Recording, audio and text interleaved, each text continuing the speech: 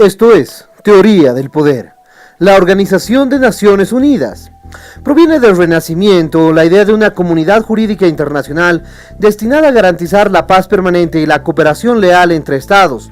Y no surgió solamente con Sabin. La idea es mucho más antigua y fue sostenida por notables juristas y políticos durante varios siglos. Solo después de la Primera Guerra Mundial, en 1914 a 1918, pudo cristalizarse la idea de la comunidad jurídica internacional, primero en el modelo imperfecto de la Sociedad de Naciones y posteriormente desde la Segunda Guerra Mundial en 1939, sin remontarnos más lejos. La Tierra ha tenido una serie de transformaciones, algunas sin precedentes. La humanidad es pues protagonista en un mundo en constante cambio. En el ejemplo de la ONU, los objetivos permanentes o metas perdurables, en la terminología especial acuñada por dicha organización mundial, se mantienen irreductibles, aunque varias de ellas han sido ya enfocadas desde ópticas nuevas a la luz del progreso de la humanidad. Dos de esas metas perdurables son básicas y trascendentales: el mantenimiento de la paz mundial y la búsqueda de la seguridad mundial. De acuerdo con la ONU, la paz, sin embargo, ha de lograrse en todas sus dimensiones, sean estas políticas, económicas, sociales, culturales y humanitarias. Por otra parte, la ONU subraya siempre a plena conciencia la naturaleza interdependiente del mundo de hoy. Eso es lo que veremos el día de hoy en Teoría del Poder.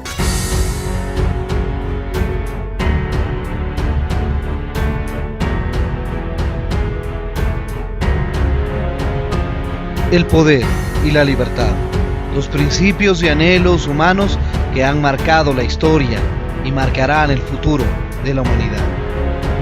Acompáñenos a tratar de entender por qué la humanidad busca tanto el poder y persigue permanentemente la libertad. Veremos.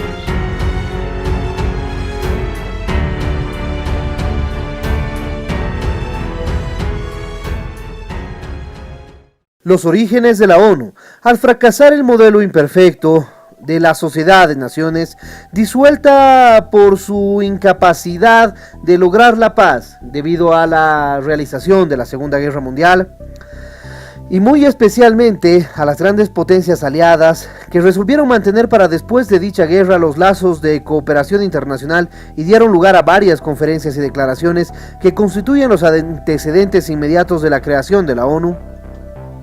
La denominación Naciones Unidas se refería pues originalmente a los países que lucharon contra las potencias del eje durante la Segunda Guerra Mundial.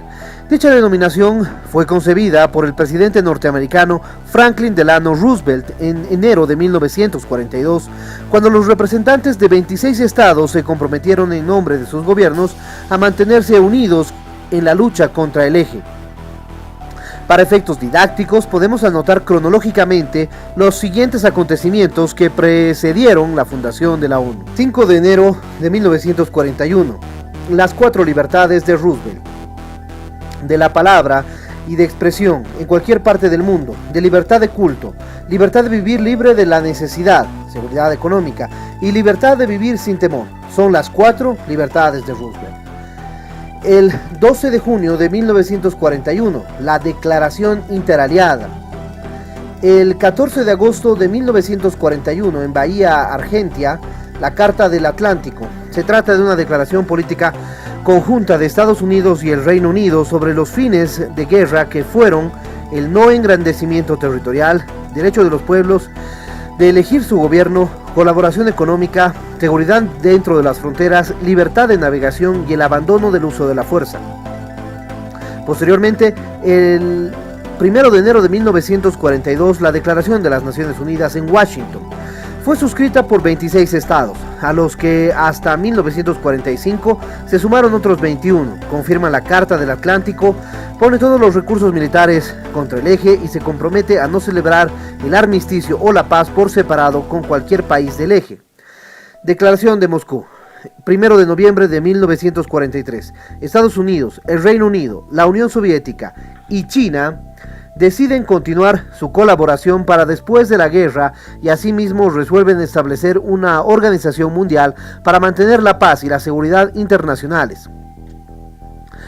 Entre 1943 y 1944 se realizaron las conferencias de El Cairo, Teherán y Bretton Woods. Fueron de carácter político, las dos primeras, en las capitales de Egipto e Irán, y de carácter financiero, la de Bretton Woods, que creará el discutido Fondo Monetario Internacional y el Banco Internacional de Reconstrucción y Fomento. 7. El 21 de agosto al 7 de octubre de 1944 se realizó la conferencia de Dumbarton Oaks. Las cuatro grandes potencias, Estados Unidos, Reino Unido, la Unión Soviética y China, formulan propuestas para el establecimiento de una organización internacional de acuerdo al proyecto elaborado por el profesor Félix Pawlowski. Número 8. Conferencia de Yalta en la Unión Soviética. El 3 de febrero de 1945 se decidió en forma de votación en el Consejo de Seguridad de la ONU, cuya inauguración estaba ya próxima, y apoyo al ingreso a la Asamblea General de la misma de 2 votos adicionales de la Unión Soviética, puesto que no se trataba de países independientes ni soberanos, Bielorrusia y Ucrania. 9. Del 21 de febrero al 8 de marzo de 1945, en la Ciudad de México se realizó la Conferencia Interamericana sobre los problemas de la guerra y de la paz. Se decide apoyar la creación de la ONU y se proponen algunas modificaciones que armonicen con el sistema interamericano. Número 10. Del 25 de abril al 26 de junio de 1945 se realizó en San Francisco, California, la conferencia. 50 estados suscriben originariamente la Carta de la ONU, el Estatuto de la Corte Internacional de Justicia y los acuerdos provisionales creadores de la Comisión Preparatoria de la organización. En realidad, los fundadores son 51 estados, incluida Polonia, que firmaría más adelante en vista de los problemas surgidos a raíz de cuál era el gobierno legal de Polonia, si el que estaba en el exilio en Londres durante toda la guerra o el nuevo gobierno impuesto en Varsovia por las tropas de ocupación de la URSS. Sede oficial de la ONU. Se encuentra en la ciudad de Nueva York, en un imponente conjunto de edificaciones propias entre las calles 42 y 48 a lo largo de East River, en la isla de Manhattan. La sede oficial de la ONU se encuentra en la ciudad de Nueva York, en un amplio conjunto de edificaciones, y no se establece dentro de su estatuto de manera oficial que este sea el lugar de la sede. La estructura de la ONU tiene 6 órganos principales, a saber, el Consejo de Seguridad, la Asamblea General, el Consejo Económico y Social, el Consejo de Administración Fiduciaria, la Corte Internacional de Justicia y la Secretaría. El Consejo de Seguridad es el órgano más importante de la ONU, no solo porque está directamente encargado del mantenimiento de la paz y la seguridad internacionales, sino porque en su seno existen 5 grandes potencias con derechos privilegiados: Estados Unidos, Francia, Reino Unido, República Popular China y la URSS, hoy en día la Federación Rusa, que tienen carácter permanente y que por otra parte tienen derecho a veto. El sistema de votación. El Consejo de Seguridad está formado por un total de 15 países, 5 permanentes y 10 no permanentes. Estos son elegidos cada 2 años, y la Asamblea General sin derecho a reelección, con el criterio no muy justo de la representación geográfica, pues existen países de intereses especiales, como los países sin litoral marítimo. Por ejemplo, todos los países miembros del Consejo de Seguridad tienen derecho a un solo voto. El veto. Solo los 5 países miembros permanentes del Consejo de Seguridad de la ONU tienen derecho privilegiado al veto. El mecanismo funciona así. En las cuestiones de mero procedimiento o de rutina se decide mediante voto afirmativo de 9 países miembros, entre los que pueden estar o no los 5 grandes.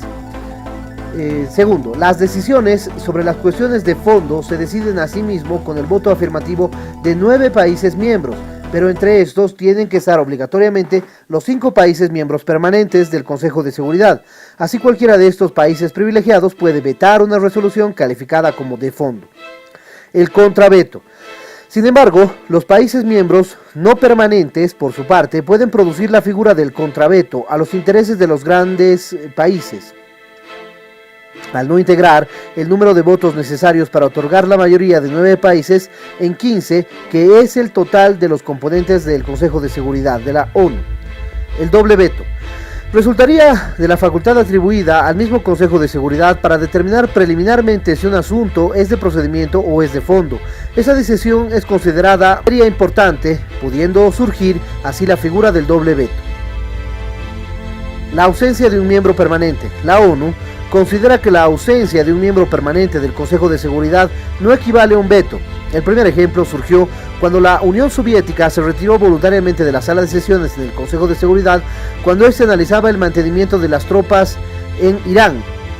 En 1950, la Unión Soviética se retiró del Consejo por un periodo de 6 meses, en razón a que dicho Consejo se había negado a expulsar a China nacionalista, decidiéndose así que la ausencia no era veto.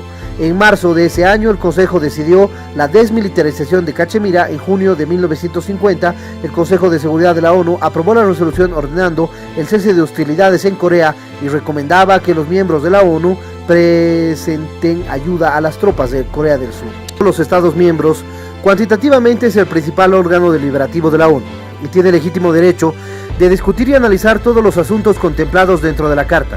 Puede formular recomendaciones sobre cada tema que discuta y analice. Sus resoluciones no tienen fuerza obligatoria, pero ellas contienen un poderoso mensaje de la opinión pública mundial. La Asamblea General no es un órgano permanente de la ONU. Sus periodos de sesiones se efectúan una vez al año desde el tercer martes del mes de septiembre hasta mediados de diciembre. Pueden convocarse sesiones extraordinarias a solicitud del Consejo de Seguridad o de un Estado miembro de la ONU, siempre que exista presupuesto para ello. La Asamblea General realiza sus labores por medio de 7 comisiones principales. La primera, Comisión de Asuntos Políticos y de Seguridad, incluido la reglamentación de armamentos. La segunda es la Comisión Política Especial, de diversas cuestiones políticas. La tercera es la Comisión de Asuntos Económicos y Financieros. La cuarta es la Comisión de Asuntos Sociales, Humanitarios y Culturales. La quinta es la Comisión de Asuntos Relativos a los Territorios en Fideicomiso, inclusive los territorios no autónomos. La sexta es la Comisión de Asuntos Administrativos y de Presupuesto. La séptima es la Comisión de Asuntos Jurídicos. La Asamblea General posee para el año 2020 193 miembros. El Consejo Económico y Social, o ECOSOC, depende de la autoridad de la Asamblea General. Es el órgano coordinador de las tareas económicas y sociales de la ONU, de la organización de organismos especializados y de las instituciones conocidas como el Sistema de las Naciones Unidas. Entre sus labores principales formula las recomendaciones y toma iniciativas en materia de desarrollo económico y social y estimula el comercio internacional, la industrialización, la explotación de recursos naturales, los derechos humanos, la condición social y jurídica de la mujer, los problemas de la población, el bienestar social y la ciencia y tecnología, la prevención del delito y muchos otros asuntos económicos sociales. No se dedica aún a resolver el gravísimo problema del deterioro de los términos de intercambio entre los países existentes en la comunidad internacional. El Consejo de Administración Fiduciaria. La Carta de la ONU asigna al Consejo de Administración Fiduciaria la supervisión y la administración de territorios bajo tutela. El régimen de administración internacional de la tutela territorial consiste en promover el adelanto de los habitantes de cada región fideicometida y su desarrollo progresivo hacia el gobierno propio e independiente. Hasta finales de 1990, por ejemplo, solo quedaba un territorio bajo el régimen de tutela. En 1994, el Consejo de Seguridad de la ONU decidió la extinción de este consejo debido a que ya no existen más estados bajo tutela. La Corte Internacional de Justicia tiene su sede oficial en La Haya, Países Bajos. Es el principal órgano judicial de la ONU y funciona de acuerdo con su estatuto de 70 artículos, el mismo que es parte integrante de la Carta de la ONU, que a su vez posee 111 artículos. Solo los estados son parte en el estatuto de la Corte Internacional de Justicia. Están incluidos automáticamente todos los estados miembros de la ONU. Sin embargo, un estado que no sea miembro de la organización puede llegar a ser parte del estatuto de la Corte de acuerdo a las condiciones que se determinen en cada caso. La Asamblea General a recomendación del Consejo de Seguridad. De acuerdo al artículo 38 del Estatuto de la Corte Internacional de Justicia, al decidir las controversias que le son planteadas, aplica las convenciones y tratados internacionales, la costumbre internacional, los principios generales del derecho, las decisiones judiciales y las doctrinas. La Corte Internacional de Justicia está formada por 15 magistrados, llamados miembros de dicho máximo órgano judicial de la ONU. La Asamblea General y el Consejo de Seguridad son los encargados de elegirlos en votaciones separadas. Los miembros de la Corte Internacional de Justicia son elegidos por sus méritos personales y no por su nacionalidad.